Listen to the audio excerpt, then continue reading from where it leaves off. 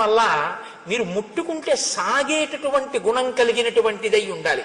మీరు ఎంత దాన్ని స్వీకరిస్తే అంత మధురిమ దాంట్లోంచి రావాలి. మీరు ఒక ద్రాక్ష పండుని మంచి ఎండాకాలంలో ఫ్రిడ్జ్లోంచి ద్రాక్ష పళ్ళ గుత్తొకటి తీసి తొక్క కూడా తీయవలసిన అవసరం లేకుండా ఉన్నటువంటి పండు కదా, దాన్ని తీసి ఇలా నోట్లో వేసుకుని పెదవుల మధ్య పెట్టి నొక్కండి, పళ్ళ మధ్య పెట్టి నొక్కండి, బుగ్గ కింద పెట్టి నొక్కండి, ఇలా పెట్టి వేళ్లతో నొక్కుకోండి. అది తీయటి చల్లటి రసాన్ని చిమ్ముతుంది మీ మీద. కొన్ని కొన్ని అనుబంధాలు అలా ఉండాలి, వాటిని అలా అర్థం చేసుకోవాలి. ఒక్కొక్కసారి దెబ్బలాడారు అనుకోండి, ఓ ఎందుకు దెబ్బలాడి ఉంటారు, ఎంత ప్రేమైకమూర్తి నా ఎందు ఇలా అన్నారంటే ఆయనకి ఎంత ఆర్తితో అంటున్నారో అన్న విషయాన్ని అర్థం చేశారు. ఒక్కొక్కసారి ఆవిడ అంటుంది కోపంతో, ఆవిడ కోపంతో అంటే ఓ నా ఎందు ఎంత ప్రేమ కలిగింది, ఎంత పిచ్చిది నేనంటే, ఆ ప్రేమలో అంటుంది అని దాన్ని మీరు ప్రేమగా స్వీకరించాలి. అంతేకాని నన్ను అంత మాట అంటుందా. 1947లో పెళ్ళైన కొత్తల్లో ఇలాగే 57, 67, 77 దిక్కుమాలవన్నీ గుర్తు తెచ్చుకొని అక్కడి నుంచి ఇంకా వారం రోజులు మాటలు మానేసి కంచాలు విసిరేసి నానా అల్లరి చేసేసుకుని ఇల్లు యమలోకం కింద చేసుకుని ఆ తర్వాత ప్రారంధం ఎవరు అనుభవించారు, వీళ్ళిద్దరే అనుభవించారు. ఎందుకంత కోపం? ప్రణయాత్కృత. ఆ ప్రేమతో కూడినటువంటి కోపాన్ని ప్రేమతో కూడిన కోపంగానే అర్థం చేసుకోవయ్యా. హనుమ మాట్లాడితే అలా ఉంటాయండి. అమ్మో ఏమి మాటలండి మహానుభావుడివి. కాబట్టి ఆర్తస్య కృతదారస్య పరుషం పురుషాంతరాత్ వచనం మర్షణీయంతే రాఘవస్య మహాత్మనః. నువ్వు నీ భార్యలతో ఉన్నావు, రాజ్యాన్ని పొందావు, వేళ దాటిపోయినా సుఖాలు అనుభవిస్తున్నావు. భార్య లేదు, రాజ్యం లేదు, నీకు ఉపకారం చేశాడు, నీకు సమయం ఇచ్చాడు, తాను నగరంలో కూడా రాలేదు, బయట పర్వత గుహలో ఉన్నాడు, ఒక గుహలో పడుకుంటున్నాడు. ఇన్నాళ్ళు ఎదురు చూశాడు. ఎంత బాధ వస్తుందో ఇప్పుడు. ఆ బాధలో వచ్చేటటువంటి మాట కొంచెం కష్టంగానే ఉంటుంది నువ్వు వినడానికి, కానీ నువ్వు వినడానికి కష్టంగా ఉందని కాదు వినవలసింది. అవతల వాడి కష్టం ఎంత ఉంటే ఆ మాట వచ్చిందో నువ్వు గమనించాలి. కాబట్టి ఇలా కోణంలో విని ఇప్పుడు లక్ష్మణుడు చెప్పేది తప్ప, నువ్వు బాగా తప్ప తాగి ఉన్నావు కాబట్టి రాముడు నన్ను ఇలా అంటాడా అని వినవద్దు సుమా. ఎంత సిద్ధం చేస్తున్నారో చూడండి. ఇది హనుమంటే మహానుభావుడండి ఆయన. అందుకే ఆయన పేరు చెప్తే చాలు మనిషి చక్కటి స్థితిని పొందుతాడు. కృతాపరాధస్య హితే నాణ్యత్ పశ్యామ్యహం క్షమం అంతరేణాంజలిం బద్ధ్వా లక్ష్మణస్య ప్రసాదనాత్. ఓ కిష్కింధకాండే. ఏమి హరిప్రసాద్ గారు చెప్దామా? చూద్దాం అదో సంతోషం.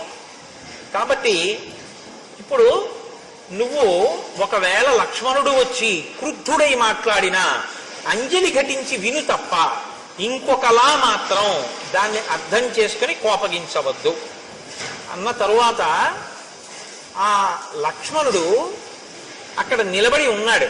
నిలబడి ఉండగా కూజితం నూపురాణంచ కాంచీనాం నిదనదం తథా సన్నిశమ్య తత శ్రీమాన్ సౌమిత్రిర్ లజ్జితో భవత్ రోషవేగ ప్రకుపిత శ్రుత్వా చాభరణస్వనం చకారజ్యాస్వనం వీరో దిశ శబ్దేన పూరయన్ చారిత్రేణ మహాబాహు అపకృష్ట సలక్ష్మణ తాసానేకాంతమాశ్రిత్య రామశోక సమన్విత. ఆయన అక్కడ నిలబడి ఉండగా లక్ష్మణమూర్తి లోపల స్త్రీల ఆభరణములు అంటే వాళ్ళు పెట్టుకున్నటువంటి వడ్డానములు, పెట్టుకున్నటువంటి కంకణముల యొక్క ధ్వనులు వినపడ్డాయి. ఆయన స్త్రీలు రాజుతో సంతోషంగా ఏకాంతంగా తిరుగుతూ ఉండగా నేనిక్కడ దగ్గరగా తిరగకూడదు అని సిగ్గు చెందినవాడై పక్కకి వెళ్ళాడు. అది ఆయన చారిత్రం, ఆయన నడవడటువంటిది. కానీ వెంటనే జ్ఞాపకానికి వచ్చింది, మా అన్నయ్య అంత బాధపడుతున్నాడు, ఈ సుగ్రీవుడు ఇక్కడ ఇలా సుఖిస్తున్నాడు. ఆయనకి బాధ కలిగి వెంటనే పిడుగు పడితే ఎటువంటి ధనుస్తుందో, మేఘం ఒక్కసారి గర్జిస్తే ఎటువంటి ధనుస్తుందో అలా టంకారం చేశాడు. చేసేటప్పటికి లోపల ఉన్నటువంటి సుగ్రీవుడు అదిరిపోయాడు. అదిరిపోయి ఆసనం మీద ఉన్నవాడు ఉన్నట్టుగా ఒక్కసారి లేచి నిలబడ్డాడు. నిలబడి తారని పిలిచి అన్నాడు, తారా, ఇంత ఆగ్రహంతో ఉన్నటువంటి లక్ష్మణుడికి నేను ఎదురుపడి మాట్లాడడం కష్టం. నేనున్న పరిస్థితిలో లక్ష్మణుడితో మాట్లాడలేను. కానీ రామలక్ష్మణులు గొప్ప చారిత్రం ఉన్నవారు.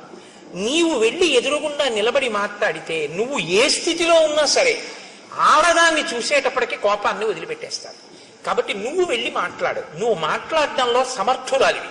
నాతో మాట్లాడడానికి వీలైనంత రీతిలో లక్ష్మణుడి కోపం తగ్గిపోయిన తర్వాత నేను వచ్చి మాట్లాడతానన్నాడు. ఇప్పుడు తార లక్ష్మణుడి దగ్గరికి వెళ్ళింది. ఎలా వెళ్ళింది? అది తార గొప్పతనం అండి. కిష్కింధకాండలో ఒక మెరుపు తార. సాప్రస్కలంతి మదవిహ్వలాక్షి ప్రలంబకాంచి గుణహేమ సూత్ర సలక్ష్మణ లక్ష్మణ సన్నిధానం జగామతారా నమితాంగ యష్టి. ఆమె వడ్డాణం వేలాడిపోతోంది, అంటే పెట్టుకుని లేదు. ఆమె మెడలో వేసుకున్నటువంటి హారములన్నీ కూడా పెట్టుకున్న కొక్కెములు జారిపోయి ఊడిపోయి ఉన్నాయి. ఆవిడ బాగా మధువు సేవించి ఉంది. కనుగుడ్లు తిరుగుడు పడి ఉన్నాయి. అంటే ఆమె శరీరం మీద ఉండవలసినటువంటివి ఏవీ సరిగ్గా లేవు. ఆమె అలాగే లేచి నిలబడి స్థిమితంగా నడవలేక తూలుతూ లక్ష్మణమూర్తి దగ్గరికి వచ్చింది. అలా వచ్చినటువంటి తన మిత్రుని యొక్క భార్యని చూసేసేటప్పటికీ అంత లక్ష్మణమూర్తి కూడా నా మిత్రుడి భార్య, నేను ఇలా కళ్ళెత్తి అటువంటి ఆవిడ్ని చూడకూడదని కోపాన్ని తగ్గించుకుని కన్నులు తలొక్కసారి ఉంచి పరమప్రసన్నుడై తన మిత్రుడి భార్య ఎదురుగుండా వచ్చింది కాబట్టి ప్రశాంతుడై పక్కకి నిలబడ్డాడు.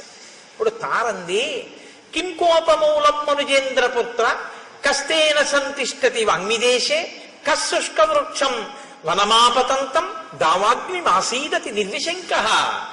లక్ష్మణ, ఏమి అలా అక్కడ నిలబడిపోయావు? ఎండిపోయినటువంటి చెట్లతో కూడినటువంటి వనంలో దావాగ్ని ప్రవేశిస్తే అటువంటి దావాగ్నితో కూడుకున్నటువంటి పెద్ద అగ్నిహోత్రం ఎండిపోయిన చెట్లని కాల్చుకుంటూ వస్తుంటే ధైర్యంగా దానికి ఎదురు వెళ్ళిన వాడు ఎవరు? ఎవరు నీకు అపకారం చేశారు? కిమయం కామవృత్తస్తే లుప్త ధర్మార్థ సంగ్రహ భర్త భర్తృహితే యుక్తే నచైనం అవబుధ్యసే. లక్ష్మణమూర్తి అన్నారు, నీ భర్త ధర్మార్థ కామముల యొక్క సమన్వయాన్ని మర్చిపోయి కామోపభోగమునందు అనురక్తి కలిగి చెయ్యవలసిన కర్తవ్యాన్ని విడిచిపెట్టేసి ప్రమాదాన్ని కొని తెచ్చుకుంటున్నటువంటి విషయం నీకు తెలియదా తారా? నచింతయతి రాజ్యార్థం నాస్మాన్ శోకపరాయణాన్ సామాఖ్య పరిషత్ తారే కామమేవోపసేవతే. ఆయన రాజ్యాన్ని పట్టించుకోవట్లేదు, మంత్రుల్ని పట్టించుకోవట్లేదు, మంత్రులకి దర్శనమివ్వట్లేదు, కేవలం కామాన్ని సేవిస్తున్నాడు. అలా ఉండడం తప్పు కాదా? సమాసాంశ్చతుర కృత్వా ప్రమాణం ప్లవగేశ్వర వ్యతీంతాంస్తాన్ మదవ్యగ్రో విహరన్నావబుధ్యతే. ఆయన ప్రత్యుపకారం చేస్తాను అని రామచంద్రమూర్తికి మాట ఇచ్చి రాముడి వలన ఉపకారం పొంది సమాసాం చతుర 4 నెలలు అయిపోయినా కుత్వా ప్రమాణం ప్లవగేశ్వర చేసినటువంటి మాట మరిచిపోయి వ్యతీతాంస్తాన్ మదవ్యగ్రో మదం చేత తాను చెప్పినటువంటి మాట తప్పిపోయి ఇలా తిరుగుతుండడం తప్పు కాదా? అంటే తారంది, నకోపకాల క్షితిపాలపుత్ర నచాతి కోప స్వజనీ విధేయ తదర్థకామస్య జనస్య తస్య ప్రమాదమప్యర్కసి వీరసోఢుం. నాయనా లక్ష్మణ, నువ్వు కోపించవలసినటువంటి సమయం ఇది కాదు. 2, నీ వారి యందు నువ్వు కోపం పెట్టుకోవచ్చా? నీ స్వజనుడయా సుగ్రీవుడు, తప్పు చేస్తే నువ్వు దిద్దాలి, అంతేగాని నువ్వు ఆయన మీద కోపం పెట్టుకోవడం ఏమిటి? కాబట్టి నువ్వు ఈ కోపాన్ని వెంటనే విడిచిపెట్టేటటువంటి ప్రయత్నం చెయ్యి. పైగా సుగ్రీవుడు కామాన్ని అనుభవిస్తూనే నీ కార్యాన్ని సాధించడానికి కావలసినటువంటి ప్రయత్నం చేస్తున్నాడు. సైన్యాన్ని పిలిపించడానికి నీలుడికి ఆదేశమిచ్చి ఉన్నాడు. ఈ మాట చెప్పారు కాబట్టి లక్ష్మణమూర్తి ఆగారు. హనుమ ఆనాడు వచ్చి ఎంత రక్షించారో చూడండి. కాబట్టి అధిక గుణములు కలిగినటువంటి వాడు ఎప్పుడూ కూడా తక్కువ గుణములు కలిగినటువంటి వాడిని క్షమించగలిగినటువంటి వాడై ఉండాలి. అంతేగాని అధిక గుణములు కలిగినటువంటి వాడు నీచమైన గుణములున్న వాడి పట్ల క్రోధంతో ఉంటే దానివల్ల ఉపకారం ఏముంటుంది? కాబట్టి నీ కోపాన్ని నిగ్రహించుకో. జానామి రోషం హరివీరబంధో జానామి కార్యస్య చ కాలసంగం జానామి కార్యం తయ్యత్కృతం నః తచ్చాపి జానామి యదత్ర కార్యం. చేసినటువంటి పని ఏమిటో నాకు తెలుసు, చెయ్యనటువంటి పని ఏమిటో నాకు తెలుసు, వేళ మించిపోయిందని నాకు తెలుసు, ఇప్పుడు చెయ్యవలసినటువంటి మహోపకారం ఏమిటో కూడా నాకు తెలుసు. తం కామవృత్తం మమ సన్నికృష్టం కామాభియోగాచ్చ నివృత్తలజ్జం క్షమస్వ తావత్ పరవీరహంత తద్భ్రాతరం వనరవంశనాథం. నాయన, విశేషమైనటువంటి కామం చేత సిగ్గు అనేటటువంటి మాట విడిచిపెట్టి భోగం అనుభవిస్తూ సుగ్రీవుడు ఇప్పుడు నా దగ్గరే ఉన్నాడు లోపల మందిరంలో. అటువంటి సుగ్రీవుణ్ణి నీ సోదరుడిగా భావించి నువ్వు క్షమించవలసింది. మహర్షయో ధర్మ తపోభికామాః కామానుకామాః ప్రతిబద్ధమోహాః అయం ప్రకృత్యా చపలకపిస్తు కథం నన సజ్జేత సుఖేషు రాజా. ఇంతకాలం ఎక్కడో పర్వత శిఖరాల మీద తిరిగాడు. సుఖం అంటే ఏమిటో తెలియదు. ఇంతకాలానికి రాజ్యము భార్య దొరికాయి కాబట్టి కామంలో అన్నిటినీ మరిచిపోయాడు. కాబట్టి నాయన, నీవు ఈ విషయాన్ని దృష్టిలో పెట్టుకొని, సుగ్రీవుడు నీకు దాసానదాసుడు. ఆయన అవసరమైతే దేన్నైనా మీకోసం విడిచిపెట్టేస్తాడు. తదాగచ్చ మహాబాహో చారిత్రం రక్షితం తయా అచ్చలం మిత్రభావేన సతాం దారావలోకనం. లోపలికొచ్చి సుగ్రీవుణ్ణి చూడు. సుగ్రీవుణ్ణి నువ్వు చూడడానికి అభ్యంతరం ఏంటి? ఆయన భార్యలతో కూడి ఉండగా లోపలికి అలా వస్తానంటావా? మిత్రుడైనటువంటి వాడు, మంచి నడవడి కలిగినటువంటి వాడు, భార్యాసహితుడైన మిత్రుణ్ణి చూడడానికి లోపలికి వచ్చినా ఏమీ దోషం లేదు. లోపలికి రమ్మని వెళ్ళాడు లక్ష్మణమూర్తి. రుమని ఒక తొడ మీద కూర్చోపెట్టుకుని చుట్టూ వానరకాంతలతో కామోపభోగాన్ని అనుభవిస్తూ కనుగుడ్లు తిరుగుడు పడుతూ బాగా మధుపానాసక్తుడై హారములు చెదిరిపోయి ఉన్నాడు ఆ సుగ్రీవుడు. లక్ష్మణమూర్తిని చూడగానే ఒక్కసారి ఎగిరి ఆ పైనుంచి కిందకి దూకాడు. ఆసనం మించి నిలబడ్డాడు.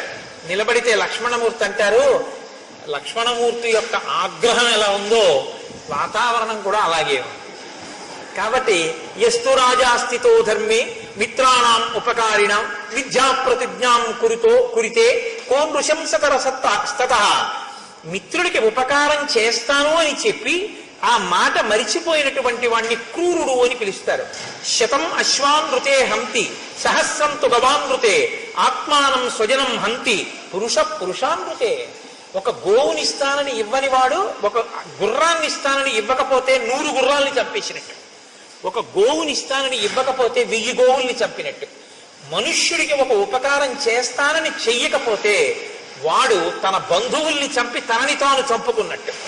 కాబట్టి మాట ఇచ్చి తప్పిన వాడికి ఎప్పుడూ ప్రాయశ్చిత్తం లేదు. బ్రహ్మగారు చెప్పారు ఒకనాడు, సుగ్రీవ బ్రహ్మగ్నే చ సురాపే చ చోరే భగ్న వ్రతే తథా నిష్కృతార్ విహితాసిద్భి కృతజ్ఞే నాస్తి నిష్కృతి.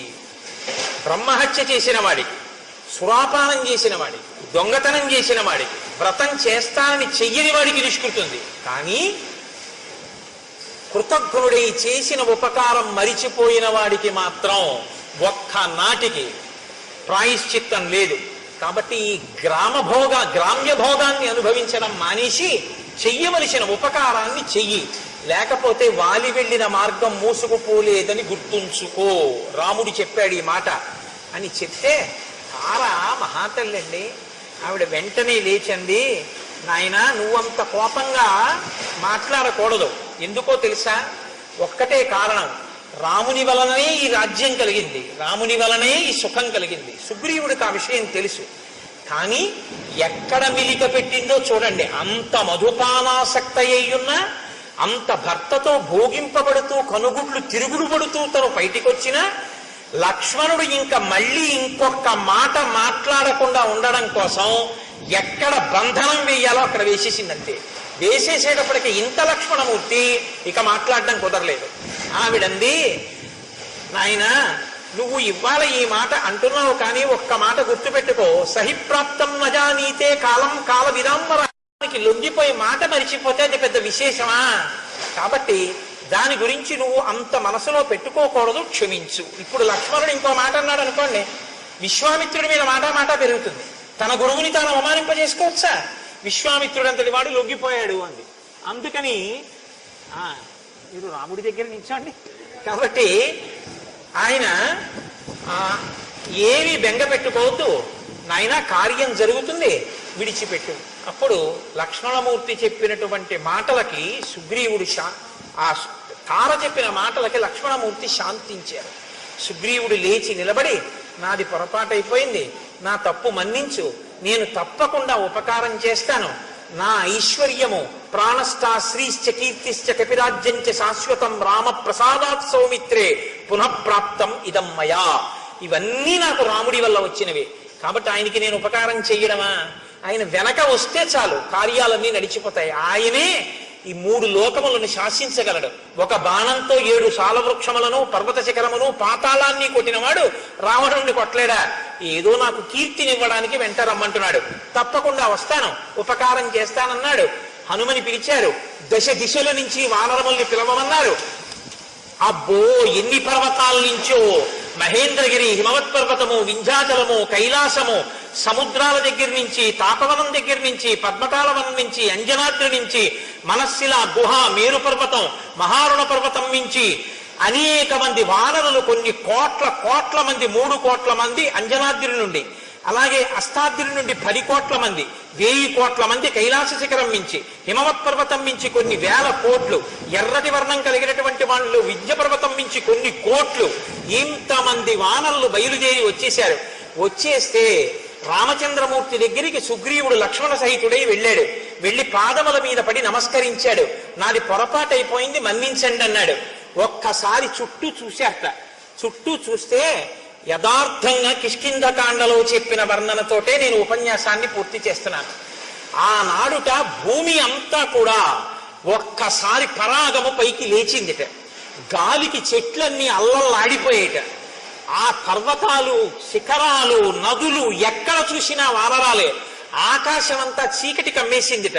కొన్ని కోట్ల వానరములు. రేపు వివరంగా చెప్తాను. అద్భుతములు, శంఖములు, లెక్కలు చెప్పడం కుదరదు.